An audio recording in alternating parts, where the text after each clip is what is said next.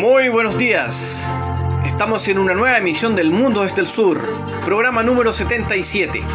Soy Raimundo Breguar, desde Santiago, Chile, y como siempre con la gratísima compañía de Maximiliano Sbarbi, que nos acompaña desde Buenos Aires, Argentina.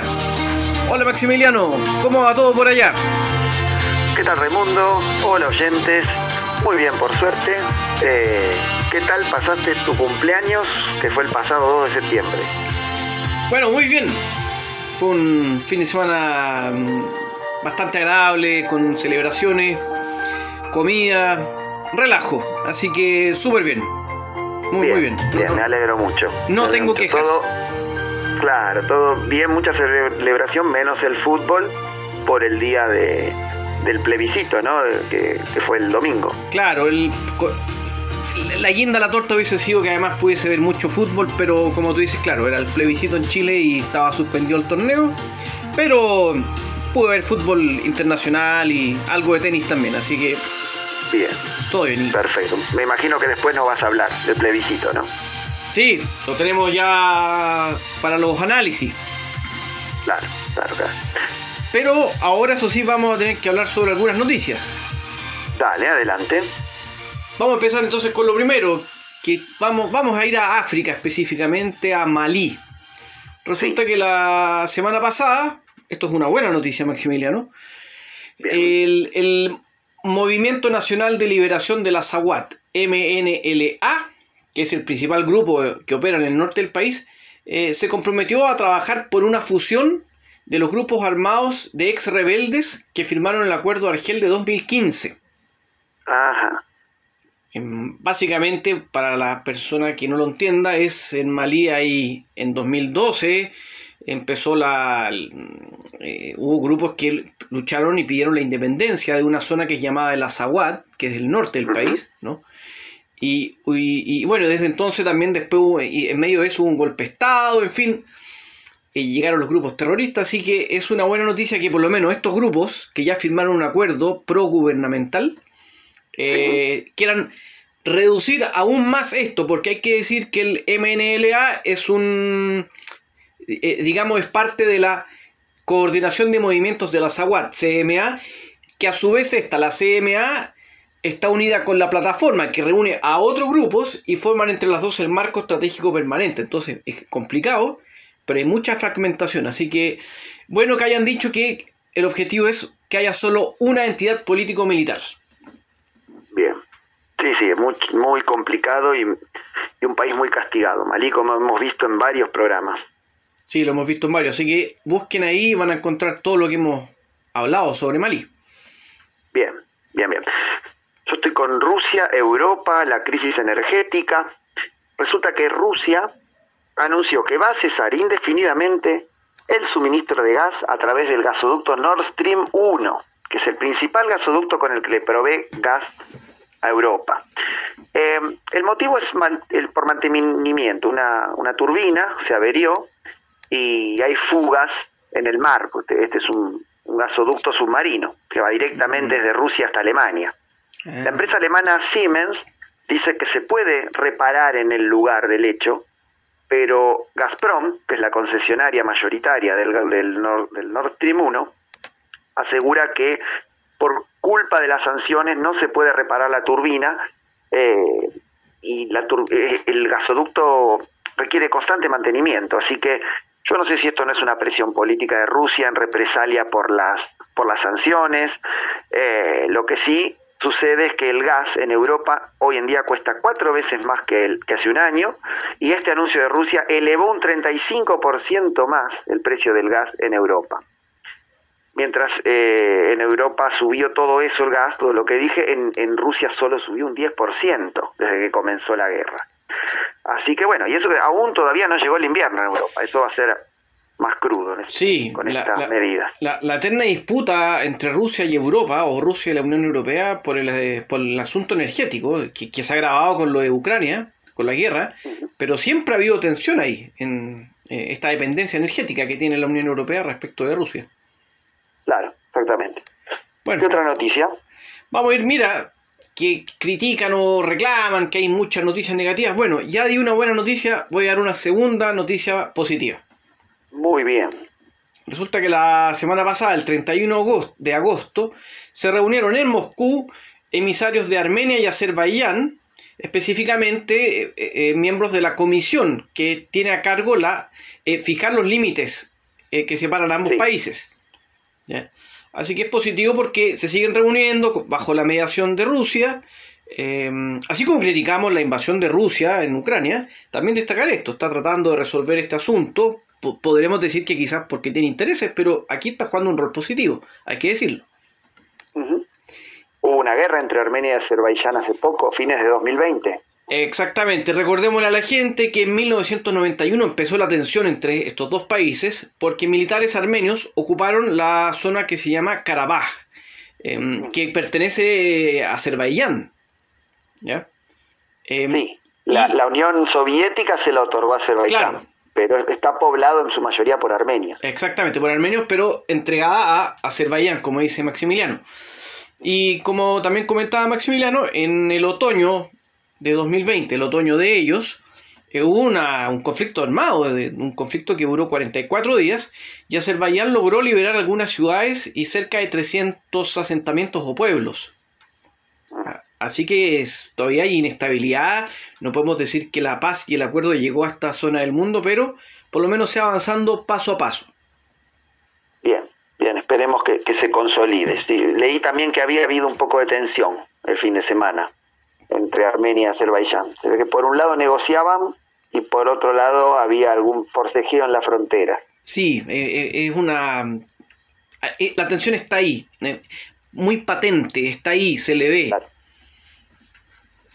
Sí, mucho sufrimiento durante mucho tiempo, realmente. Claro, eso al final, Maximiliano, porque al final es la gente la que sufre. Claro. Bueno, yo tengo una mala noticia. En Colombia volvió a haber otra masacre, es la número 74 en lo que va del año. 3 personas fueron asesinadas en el departamento de Cauca y además hubo un atentado en el departamento de Huila.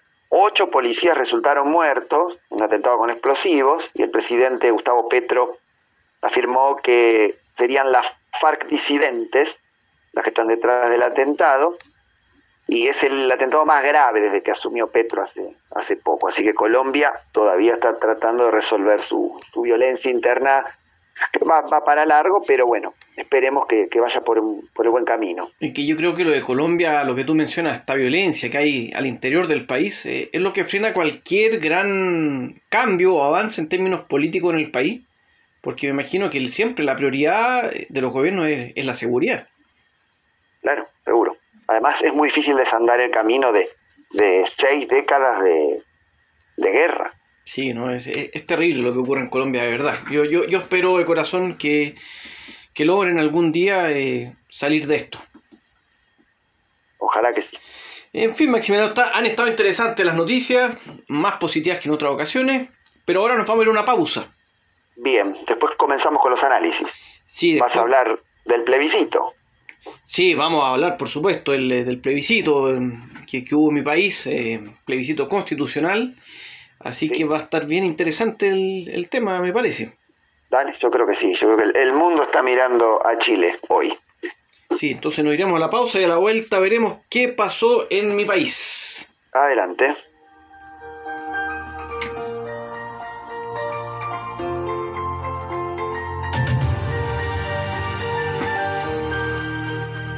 Seguimos en El Mundo desde el Sur, programa número 77.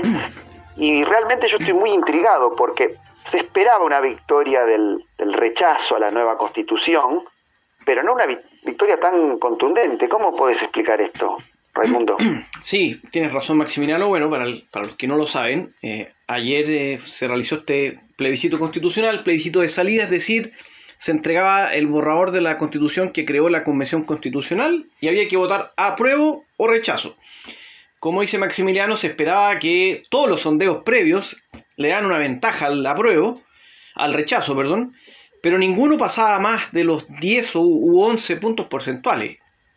Y lo que hubo ayer fue un terremoto político y una paliza. El rechazo ganó con el 61,86% de los votos. Muchísimo. Es una brutalidad, es casi 2/3 del electorado, o sea, es mucho. ¿Ya? Para entender la magnitud de este triunfo, voy a dar unos datos brevemente. El rechazo se impuso en todas las regiones del país, ¿ya? Y se impuso en 338 de las 346 comunas de Chile. Además, el rechazo ganó en el Gran Santiago, el Gran Valparaíso y el Gran Concepción, que son las aglomeraciones más grandes del país, las conurbaciones más grandes. También obtuvo el triunfo en la macrozona sur, que es la zona donde hay el conflicto, digamos, con los pueblos autóctonos, particularmente con los mapuches, ¿no?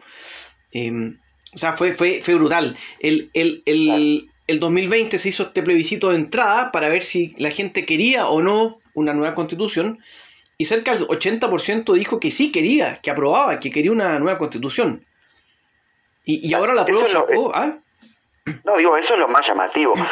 Se nota que los chilenos en su mayoría desean enterrar la constitución de la época de Pinochet, de 1980, pero no les convenció este nuevo texto. Me extraña lo de las zonas mapuches porque le daban mucha autonomía y una gran reivindicación, ¿no? Un estado plurinacional. ¿Qué fue lo que pasó? De hecho, mira, vamos a analizar, pero ya que mencionaba lo de los pueblos indígenas, incluso en las zonas de Chile donde hay donde se concentra la mayoría de la población indígena, ahí también ganó el rechazo. Claro, eso es muy llamativo. Sí, en las mismas comunidades indígenas ganó el rechazo. Entonces, alguien dirá, bueno, ¿por qué? Y aquí vamos a ir analizando brevemente. En primer lugar, la Convención Constitucional, hay que recordarle a la gente que en la elección para los constituyentes ganó la izquierda, la izquierda de la izquierda, incluso la izquierda dura, le dio una paliza a la derecha y también a la centroizquierda. ¿Y qué pasó? Que la convención, en mi opinión, un sector vino con mucha agresividad, con un ánimo revanchista y con un paradigma refundacional del país. Claro, eso lo percibió la sociedad como algo negativo, que pasaban, por ejemplo, de la herencia, esto en realidad te estoy preguntando, ¿no? Pasaban de la herencia de la dictadura de Pinochet, de muchas cuestiones sociales que no estaban atendidas, y por eso el estallido de 2019, a algo pendular que se iba exactamente al polo opuesto, hacia el extremo opuesto. Así es como lo percibió la ciudadanía, por eso lo rechazó. Yo creo que mucha gente va en esa línea, o sea, pasamos de una constitución que fue votada y creada en una dictadura, y que por lo tanto no representaba a los chilenos porque defendía a ciertos grupos, a ciertas élites, ¿no? Y esta constitución creó lo mismo, grupos con privilegios por sobre el resto. Entonces, la constitución de 1980 era una constitución que desunía al país, y esta hizo lo mismo. Entonces, a ver, en mi opinión, no fueron capaces los constituyentes de entender y leer el contexto político en el cual se está desarrollando este proceso. O sea, la gente del 2019, en el estallido social, le dijo: estamos molestos con toda la clase política, ya, con todos, desde la extrema derecha hasta la extrema izquierda. Lo que queremos son reformas sociales. Y viene este grupo de constituyentes, no escucha eso, confunden. Yo creo que no había claridad sobre lo que es una constitución, y lo que establecieron más bien fue un programa político y un manifiesto ideológico. ¿Ya? Claro. Yo te consulto. Esta constitución, ¿a qué grupos beneficia? Porque dijiste que la constitución anterior beneficiaba a una élite, a un grupo. ¿Y esta cuál quería beneficiar? Bueno, lo que más generó polémica acá tiene que ver con, por ejemplo, acá, mira, vamos a entrar en el análisis. Te voy a decir que, en mi opinión, esta nueva constitución tenía aspectos interesantes y buenos, como la protección del medio ambiente, la igualdad genérica, los derechos sociales, los temas valóricos, reconocimiento de los pueblos indígenas, por dar algunos, ¿ya? Pero también tenía otros bastante malos. Por ejemplo, un sistema judicial en el cual iba a haber dos tipos de tribunales, una justicia indígena y una justicia civil para el resto de los civiles. Entonces, ahí vemos que hay un grupo privilegiado. sea, Claro. somos todos chilenos, todos civiles, sin embargo, algunos iban a tener sus propios tribunales, lo cual podría generar en el futuro varios inconvenientes. Primero, ¿qué vamos a entender por indígena?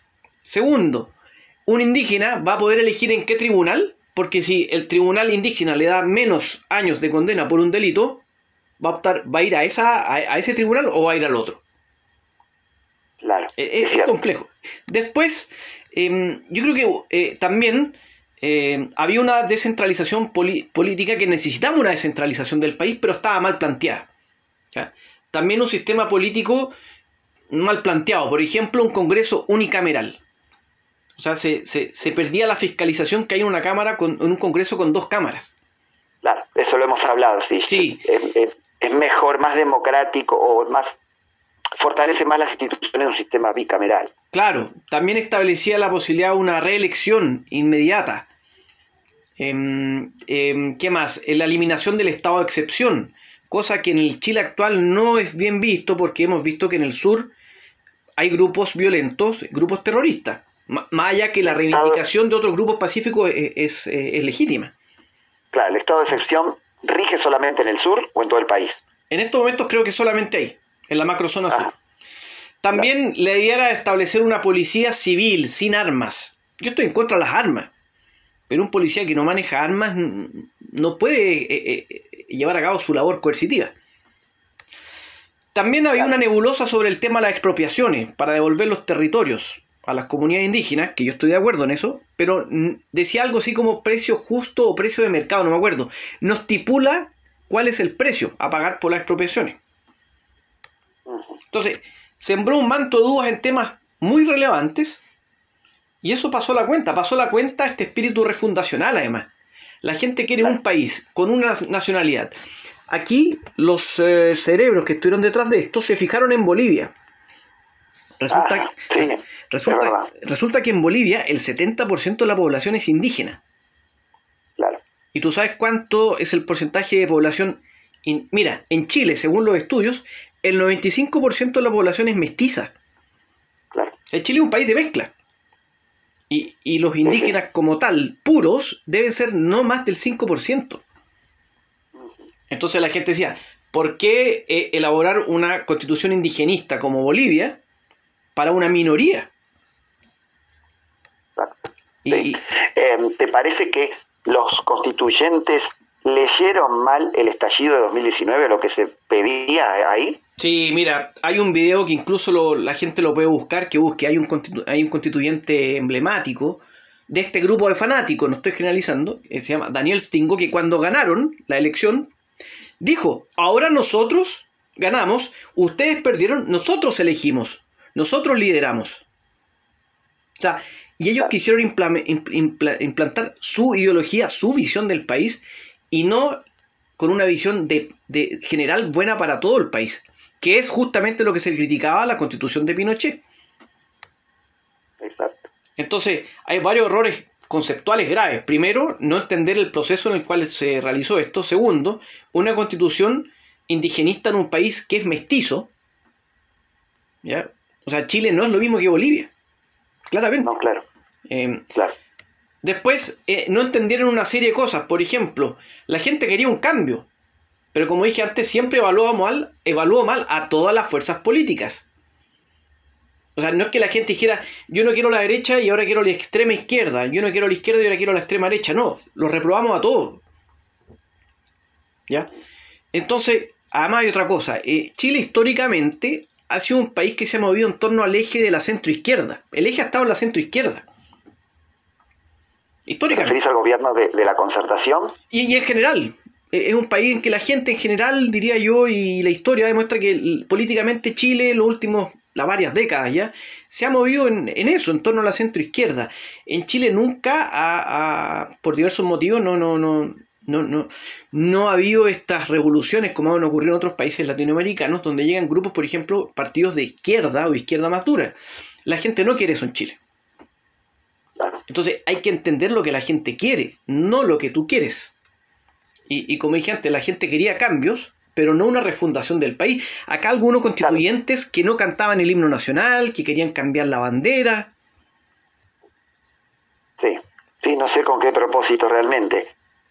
Sí, Pero de todas maneras fueron elegidos esos constituyentes para elaborar una nueva constitución. exactamente. La mayoría comulgan con la izquierda, ¿no? Es que ahí hay mira, eso es lo que te decía, hay dos cosas. Primero, no entender el momento, el proceso. O sea, fueron elegidos democráticamente, pero fue un voto de protesta de la gente contra los partidos tradicionales.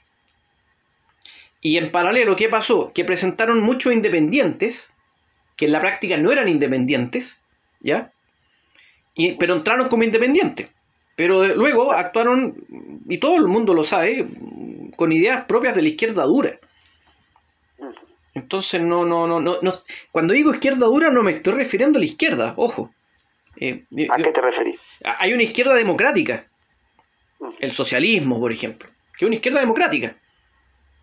Con foco en lo social, pero que cree en la democracia, que entiende que hay que llegar a acuerdos, que hay un país, que estamos todos más o menos de acuerdo en ciertas cosas, ¿no? Y llegó esta izquierda dura que quería refundar todo. Claro. Entonces es complejo. Y lo otro, yo creo que, y esto es un error, y yo lo planteé desde el principio, y creo que la mejor opción era una convención mixta, un tercio sociedad civil, un tercio políticos y un tercio especialistas, constitucionalistas. Porque Claro. llegó gente, y acá estoy por lado y lado, llegó gente que no estaba preparada. Cuando tú ves que el borrador original de la nueva constitución tenía 400 artículos, tú te das cuenta que la gente no tenía idea de lo que es una constitución. Claro. Y voy a dar un ejemplo. En la política exterior de Chile ponían que tenía que estar enfocada en América Latina y el Caribe. Tú no puedes poner eso en una constitución. No. Porque No, porque eso depende de cada momento histórico, de cada gobierno, Exacto. de cada contexto. No se puede, no puede ser algo un artículo constitucional que ordene esto. No, exactamente. Lo que tiene que decir es que la política exterior de Chile se basa en el respeto al medio ambiente, en el respeto de los derechos humanos, en fomentar la paz mundial, en fomentar el multilateralismo, en tener buenas relaciones con los demás países, ¿no es cierto?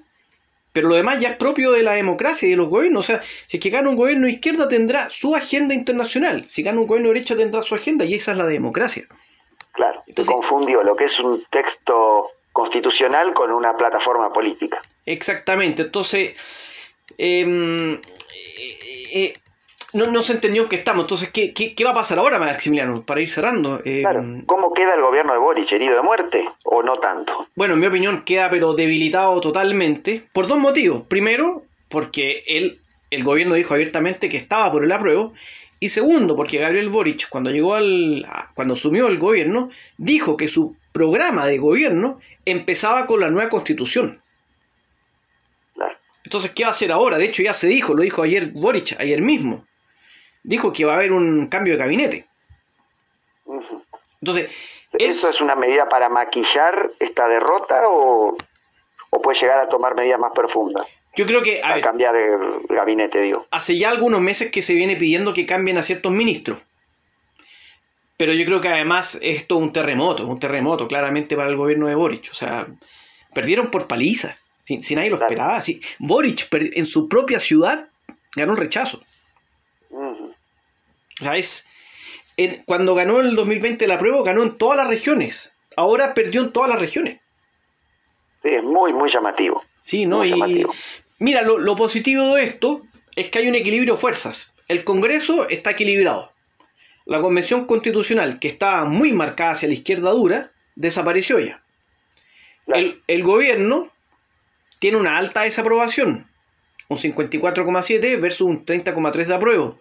Entonces está equilibrada las fuerzas y me parece que eso es bueno, porque va a obligar a que todas las partes tengan que negociar. Claro, es bueno, pero queda muy debilitado y el mandato no empezó no hace un año que asumió Boric, ¿no? Bueno, para Boric esto es un jaque, en términos de ajedrez, claro. Es un jaque. Le está pasando, ¿sabes qué es lo que le pasó a Sebastián Piñera? Sebastián Piñera venía con su programa de gobierno, bueno, malo, más o menos, como queramos, da lo mismo, y llegó el estallido social. Y obligado por las circunstancias, se tuvo que firmar el acuerdo por la paz y la unidad nacional, y Sebastián Piñera tuvo que decir, mi programa ya no cuenta, ya no existe. Seguro. Y tuvo que ceder yo lo que espero es que ahora el gobierno Boric haga lo mismo, que siga adelante. Es el gobierno, eso que quede claro, es el gobierno. Y tiene que seguir buscando las reformas sociales, pero va a tener que entender que ya va a tener que ceder y va a tener que negociar con los demás partidos políticos. ¿Ahora puede convocar una nueva convención constituyente? Bueno, ahora está el debate, ¿qué va a pasar? Opinión personal, la gente ya dijo la otra vez lo que quería. Quiere una convención. Yo dije yo quiero una convención mixta, pero la gente quiso una convención conformada por miembros de la sociedad civil. Tiene que respetarse eso. Pero mi humilde propuesta es que sea sin independientes y con menos escaños reservados para los pueblos indígenas. Exacto. Sí. Y bueno, y ojalá que esto sirva para que la gente entienda, con esto cierro, Maximiliano, porque me he alargado mucho, que esa estructura binaria que había en Chile antes, izquierda-derecha, pobres, ricos, ya no existe. ¿Ya? Aquí hubo muchos sectores en Chile y fuera de Chile que intentaron asociar al rechazo con Pinochet o al rechazo con la derecha. Sí. Y aquí hay mucha gente de izquierda. Yo creo que hubo un movimiento internacional que simplificaba la votación de ayer de esa manera. Y eso muestra que hay gente que no está leyendo bien el contexto. Cuando ganó la apruebo la otra vez, pasó lo mismo. Que los que votaban a apruebo eran todos comunistas, bolivarianos. No, había mucha gente de derecha, de centro, que quería una nueva constitución. Y ahora pasa lo mismo. Mucha gente de izquierda, centro-izquierda, votó por el rechazo.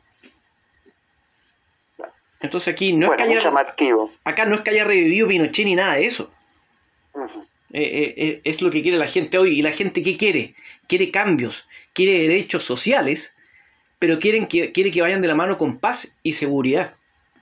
Claro.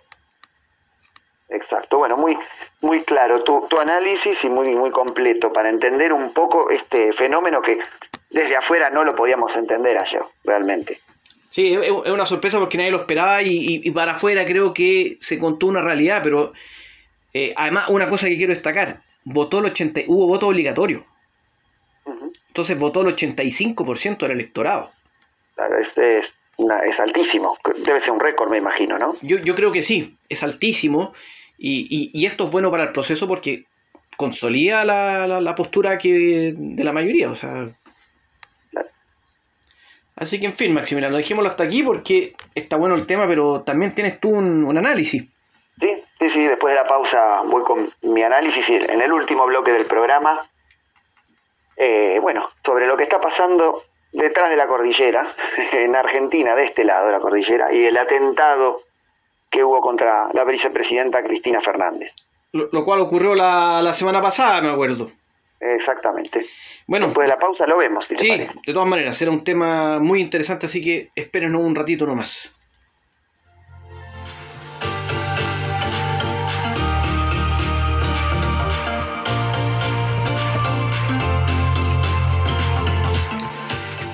Estamos de vuelta ya con el tercer y último bloque de este programa, el número 77. Me imagino que la gente o mucha gente habrá visto que la semana pasada... esta imagen impactante de Cristina Fernández ahí en un acto, no sé en qué era, y una pistola que aparece entre medio. Maximiliano, por favor, ¿qué es lo que pasó? ¿Qué se está comentando ya? Claro, brevemente, no fue un acto, sino que ella regresaba a su casa después de presidir una sesión en el Senado, y se ve en varios videos que una persona apunta con un arma y gatilla por lo menos 2 veces en la cabeza de ella. Ella comenta que no se dio cuenta en ese momento, tenía todas las luces de las cámaras, de televisión, apuntando hacia ella. Se le cae un libro, ella escribió un libro y estaba firmando para los seguidores, y no llegó a ver el arma. La seguridad tampoco actuó inmediatamente. Los militantes fueron los que detuvieron al agresor y lo entregaron a la policía, que estaba a pocos metros de la casa de la vicepresidenta.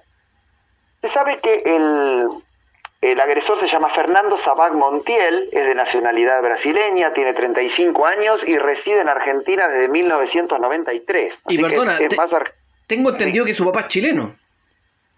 Es cierto, escuché eso, sí. Pero bueno, es más argentino que brasileño porque claro. Vive desde hace casi toda su vida, vivió acá. Bueno, aún no se sabe si es un sicario, si actuó solo, si es parte de, si es un lobo solitario, no se sabe.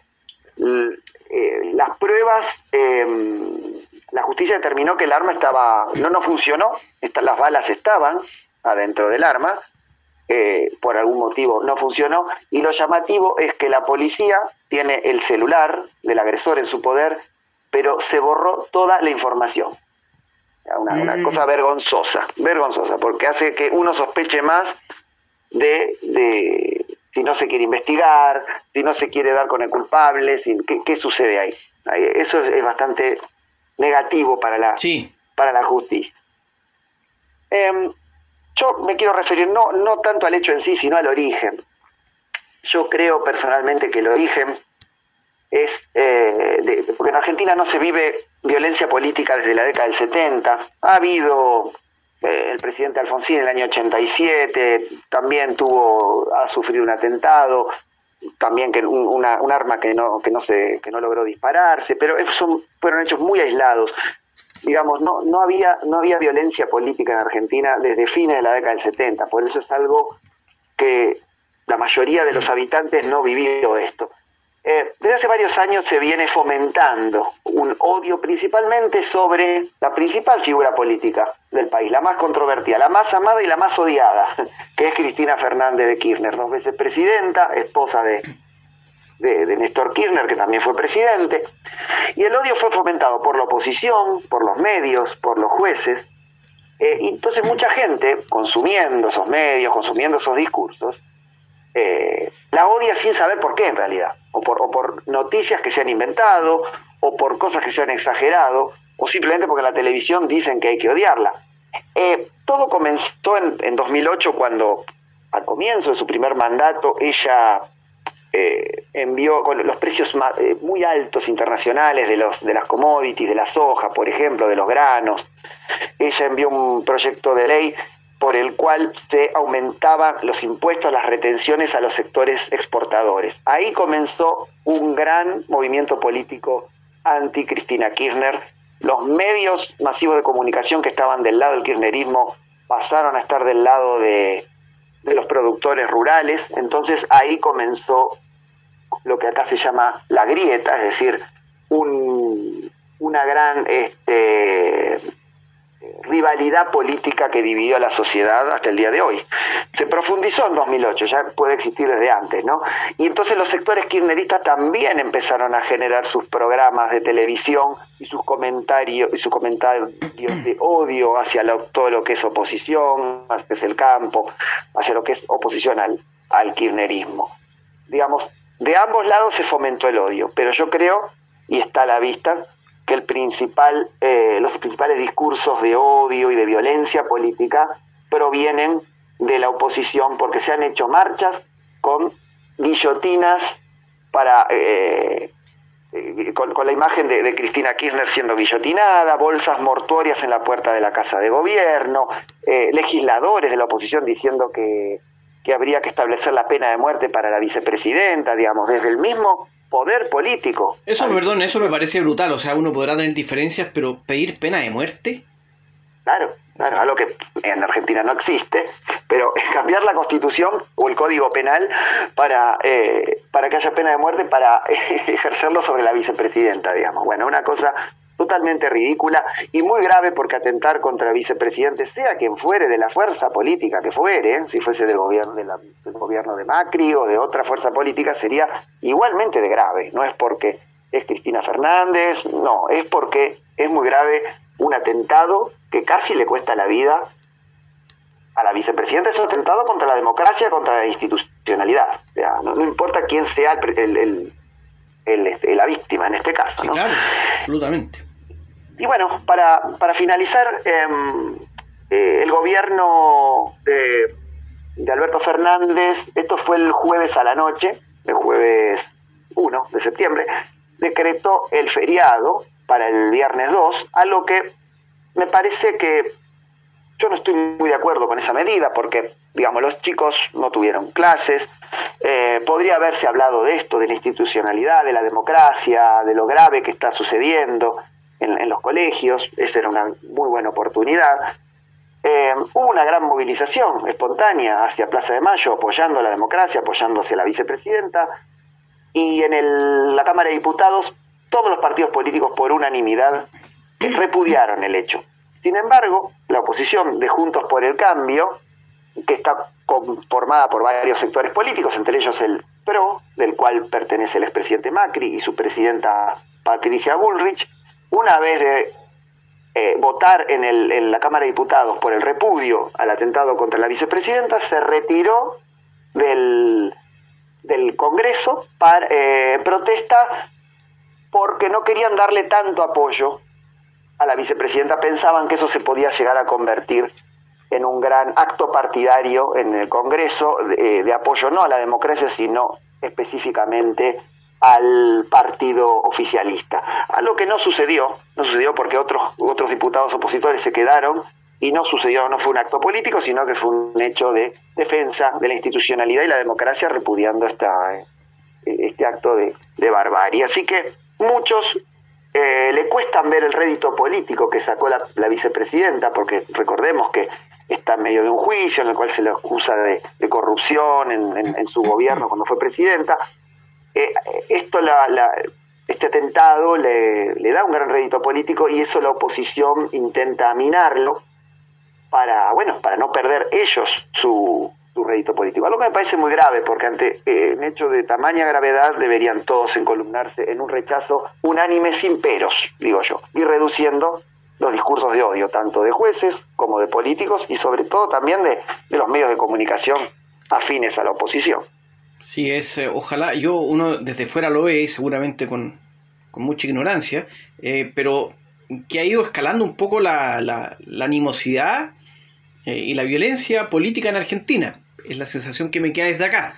Uno está acostumbrado a ver como de otra forma la política en Argentina, con mucha discusión, apasionados, con acusaciones por lado y lado, pero esto ya me parece que, y quizás exagero, Maximiliano, así que corrígeme si me equivoco, pero que podría marcar un antes y un después también.